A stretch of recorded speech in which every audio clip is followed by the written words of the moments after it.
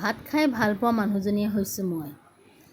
আপোনালোকৰ আগত মই ৰন্ধা বঢ়া ৰেচিপি দিওঁ আৰু মই সঁচাকৈ নিজে খায়ো ভাল পাওঁ, লোকক খুৱায়ো ভাল পাওঁ আৰু বনায়ো ভাল পাওঁ। মোক কিন্তু দিনটোত দুসাঁজ ভাত লাগে দেই ৰাইজ। নমস্কাৰ জনাই কুঁহিক বাছত উঠাবলৈ আহোঁতে দেখা পালোঁ আগদিনাখনি মোৰ গেটত মোক সুপ্ৰভাত জনোৱা সেই ভাটৌ চৰাইটো। এয়া কুঁহিয়ে আকৌ তাইক ভয় খুৱাব গৈছে। তাই যে অকণো ভয় খোৱা নাই। চাওকচোন কেনেকৈ ৰখি আছে মানুহখিনিৰ মাজত। নিশ্চয় সি কাৰোবাৰ পোহনীয়া ভাটৌ চৰাই আছিলে। কিবা কাৰণত উৰি আহিলে, এতিয়া সি যাব পৰা নাই। ইমান ধুনীয়াকৈ বহি বিস্কুটখন খাই আছে, ভাল লাগিছে।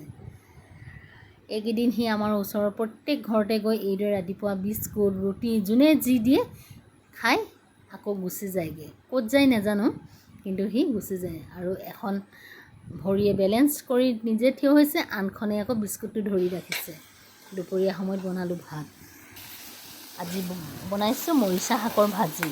যিহেতু শাক এতিয়া বজাৰত বহুত, লগতে আকৌ কান্দুলি মাছ দেখা পালোঁ। কান্দুলি মাছ মোৰ বৰ প্ৰিয় মানে মোৰ সৰুৰ পৰা এটা দুৰ্বলতা আছে কান্দুলি মাছৰ প্ৰতি। এয়া মই শাক গাঠা গোটেইখিনি লৈ ল'লোঁ। কিয় নাজানো, য'তেই নেদেখোঁ, যিমানেই দাম নহওক মই কান্দুলি মাছ আনিমেই। আৰু আজি বনাম মই মাছৰ লগত মৰিচা শাকৰ গাঠাকেইডাল। এয়া ধুনীয়াকৈ ইয়াত দি দিলোঁ নিমখ, হালধি, একো নাই দিয়া, অকল পাঁচফোৰণ অকণমানহে দিছোঁ। দি দিয়া ভালদৰে ইয়াক ভাজি লৈ সিজিব দিম। তাৰপিছতে মাছ কিপিচ দি দিম। লগতে ৰেডি কৰি ল'লোঁ মই পিঠাগুড়ি অকণমান। আজি পিঠাগুড়ি দিয়া মাছৰ আঞ্জা। আপোনালোকে নিশ্চয় বহুতে খাইছে আৰু বহুতে নাই খোৱা। ভাবিলোঁ সেই মইনো কেনেকৈ ৰান্ধোঁ তাকে আপোনালোকৰ আগত শ্বেয়াৰ কৰোঁ বুলি। এয়া ধুনীয়াকৈ দি দিলোঁ। তাৰপিছত এতিয়া অলপ সময় উতল আহিব দিম।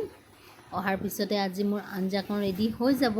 যিসকলে নাই খোৱা খাই চাবচোন, ভাল লাগে খাই। এবাৰ খাই চালেহে গম পাব। মইতো এতিয়া ভিডিঅ'টোতহে দেখুৱাই আছোঁ, আপোনালোকে নিশ্চয় অনুমান কৰিব পৰা নাই।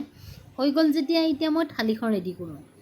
খাবৰ কাৰণেতো বনাইছোঁ, খোৱা মেইন। যিহেতু আমি অসমত থাকোঁ আৰু অসমৰ মানুহে ভাত খাই ভাল পায়, ময়ো ভাল পাওঁ।